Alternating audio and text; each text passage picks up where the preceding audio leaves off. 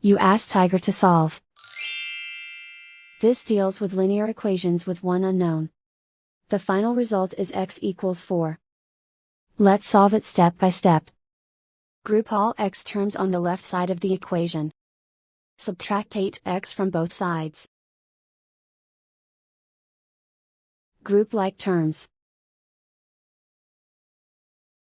Simplify the arithmetic. Group like terms. Simplify the arithmetic. Group all constants on the right side of the equation. Subtract 5 from both sides. Simplify the arithmetic.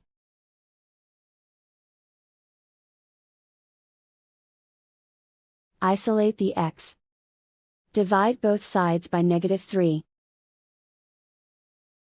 Cancel out the negatives.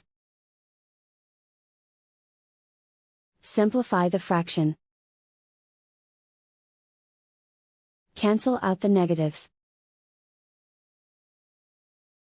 Find the greatest common factor of the numerator and denominator. Factor out and cancel the greatest common factor. And so the final result is x equals 4.